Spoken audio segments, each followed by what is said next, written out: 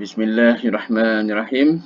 Assalamualaikum warahmatullahi taala wabarakatuh dan salam sejahtera semua. Alright, sebelum tu saya nak lihatlah berapa orang yang di dalam ini yang melaksanakan penyelidikan di peringkat PhD. Berapa orang yang PhD? Angkat tangan sikit PhD. Okey, ataupun boleh respon dalam grup lah. Okey, Diana, siapa di peringkat masters Okey, sebenarnya kan kalau ikut dalam senario pembelajaran pelajar di peringkat penyelidikan ni, sebenarnya kalau kita lihat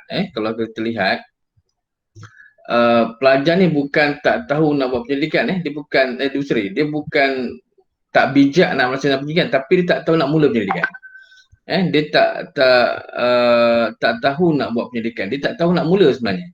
So sebab tu kadang-kadang dia pening dan how to start the research. Dia tak boleh nak memulakan penyelidikan. Dia tak tahu nak mula, dia tak tahu nak menulis apa, dia tak tahu nak baca apa. Inilah masalah sebenarnya yang berlaku, dilema yang berlaku kepada pelajar dalam proses melaksanakan pendidikan. Bukan dia tak bijak, dia sangat bijak. SPM dia sampai kalau ada 20 subjek, 20A semua.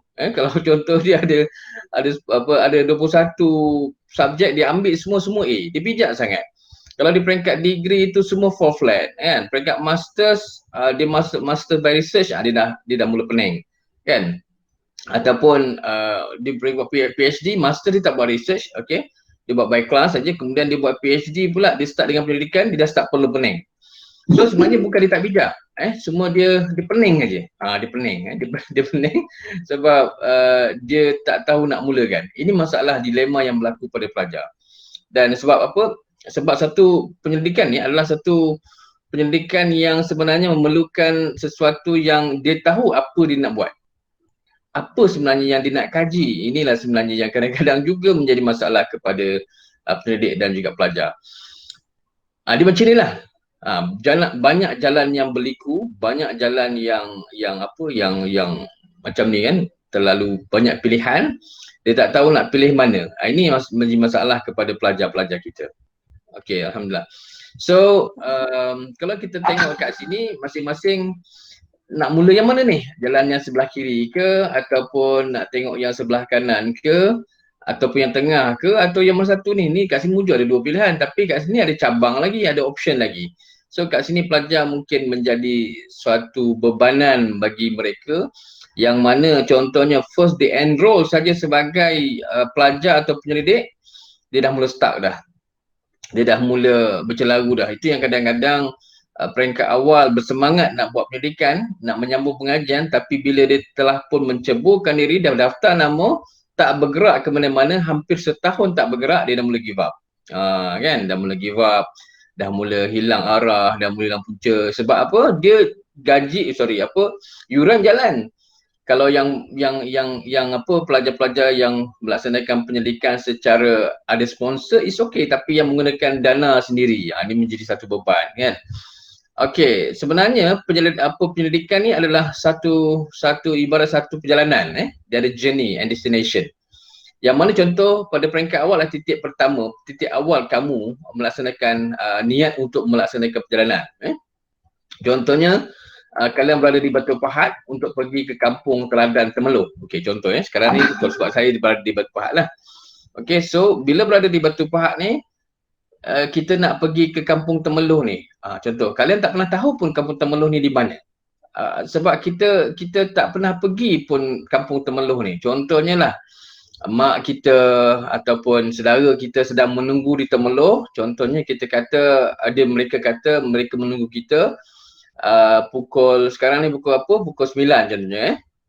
Dalam pukul 5 petang ni, pukul 6 ke, ditunggu kita di sana. So nak tak nak kita kena pergi atas dasar ada kepentingan yang berlaku, kan? Ada perkara penting yang hendak disampaikan. So nak tak nak kita kena pergi ke sana dan kita kena mengatur perancangan. Kita kena mengatur perancangan. So apakah perancangan yang kita laksanakan? Ni yang kita kena tahu. So kadang-kadang dia jadi sukses perjalanan kita, dan kadang-kadang kita boleh ke laut. Okey? Sebab kita tak tahu nak melaksanakan perjalanan ni bagaimana. Sebab kadang-kadang ada beberapa pendekatan yang dilaksanakan oleh pelajar. ataupun beberapa pendekatan yang dilaksanakan oleh pemandu ni tadi. Yang pertama adalah dengan menggunakan tengok papan tanda, kan? Tengok papan tanda. Daripada batu pahat ni nak ke Temerloh, melihat papan tanda. Itu yang pertama. Kan? Yang kedua, pendekatan yang boleh diambil oleh pemandu ni tadi ataupun orang yang nak pergi Temerloh ni adalah dengan cara bertanya orang, kan? Tanya balai polis, tanya jiran, tanya contoh bila jalan perjalanan tu, tanya dengan orang yang dilihat dekat tepi jalan raya, tanya, kemudian jalan lagi jumpa orang, tanya. Agak-agak boleh sampai ke Temerloh dengan cara kaedah bertanya ni, kan? Agak boleh sampai ke? InsyaAllah boleh sampai, tapi mungkin agak lewat lah. Okay, sama juga tengok signboard ni, satu perkara yang agak berani lah dengan cara tengok signboard dan saja. Kemudian yang ketiga, pendekatan ketiga adalah dengan cara try and error. Dia tak nak tengok signboard, dia tak nak tengok tak nak tanya orang, dia malu tengok signboard, dia tak reti nak tengok signboard, kan? Yang ketiga adalah dengan cara try and error. Try and error yang bahaya ni, kan? Maksudnya dia kata janji sampai tayar lah. Tayar ni ke mana ikut tayar dia. Ikut insting dan ikut tayar. This is problem. Kan perjalanan macam ni. Contohnya kalau awak nak pergi ke Kuala Lumpur, kan. Awak daripada Kuala Lumpur, contohnya nak ke Kuala Lumpur daripada Johor ke daripada Kedah ke daripada Perak. Yang tak pernah sampai Kuala Lumpur, tiba-tiba you nak try and error memandu di kawasan Kuala Lumpur. Saya rasa sesat ni, you akan sesat di bandar. Sesat di kota. Okay, kemudian you guna pendekatan tanya orang, you guna pendekatan tengok signboard dan sebagainya. Saya rasa this is problem. Agak-agak cara yang terbaik apa? Selain daripada tanya orang, selain daripada gunakan tengok signboard, daripada secara terjun botol ni try error, agak-agak cara yang terbaik apa? Minta respon sikit, gunakan mic ke ataupun gunakan message. Apa cara terbaik agaknya? Nak perjalanan supaya menunjuk arah ni. Apa keadaan yang terbaik? Cari mentor. Okey, guna Waze. Okey, Suhaiza. Buat kajian. Wow. Okey, dia nak berdoa kepada Allah Ta'ala dulu. Ya, kenal pasti masalah dulu. Study direction dulu. Betul, Wan Aina. Lagi? GPS, Azira. Okey, betul. Next, lagi apa? Apa pendekatan anda? Ikut jejak insan berjaya. Wow, dahsyat. Okey. Ada tak yang gunakan Grab?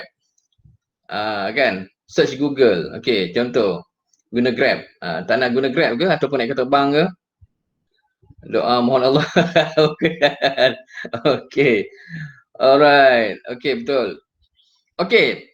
Sebenarnya kan perjalanan hakikat ni, perjalanan kita daripada Batu Pahat ke Temerloh, daripada tempat lokasi awak ke kawasan-kawasan yang awak nak pergi ni sebenarnya sama je macam buat PhD. Okey, perjalanan sama je buat PhD ni. Okey, yang mana yang bertanya ni, maksudnya yang kaedah bertanya ni ibarat macam awak nak melaksanakan penyelidikan ni, awak tanya pada insan-insan berjaya tadi tu. Awak bertanya kepada orang-orang yang dah buat kajian. Kan? Ni kaedahnya. Yang kedua, kaedah yang kedua adalah dengan tengok signboard. Tengok signboard ni sebiji seperti mana awak tengok tesis-tesis orang lain. This is problem.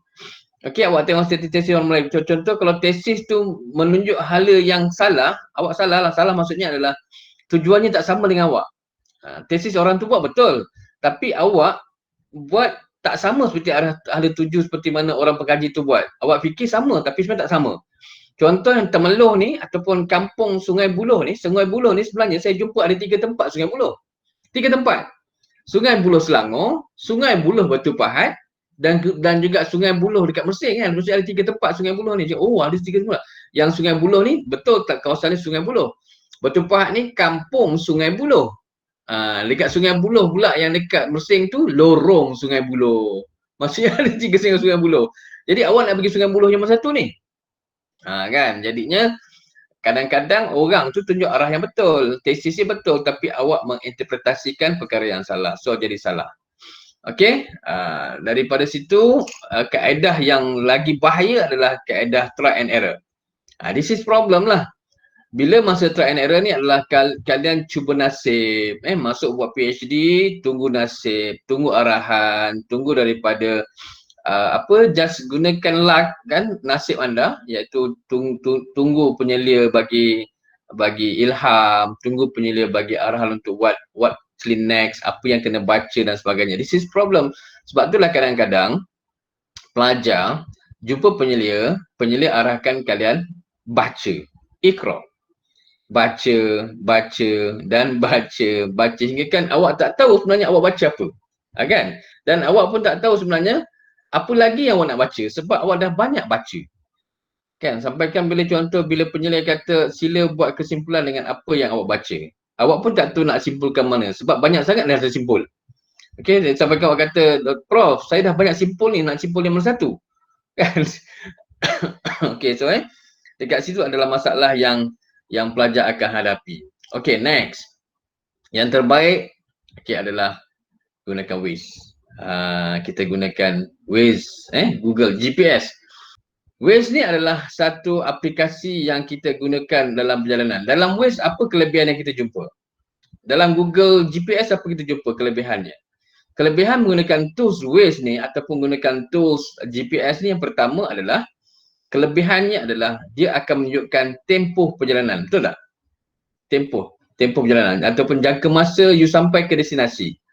Kan? Gunakan Waze ni dia akan tahu tempoh dan juga berapa lama you akan sampai ke destinasi pilihan anda ni. Itu yang pertama. Okey. Yang kedua adalah menggunakan tools ni anda akan tahu kat mana lokasi anda sekarang. Okey, jaraknya. Jarak perjalanan tu dah berapa lama jarak anda ataupun dah berapa jauh jarak anda perjalanan. Dan anda akan tahu berapa lagi tinggal jarak perjalanan anda sampai ke destinasi. Selain daripada masa, anda akan tahu jarak dia. Kan? Dan yang ketiga adalah dia akan menghasilkan ketenangan dalam jiwa. Apa maksud ketenangan dalam jiwa? Anda tahu dia punya jalan, anda tahu dia punya lokasi dan anda akan berjalan, anda akan bergerak, memandu dengan penuh tenang. Kan? Sebab anda tahu dia punya lokasi dekat mana, anda tahu dia punya persimpangan nak pilih yang mana satu, anda tahu dia punya lokasi tempat rehat dan sebagainya. Kalau dulu pakai Papago kan?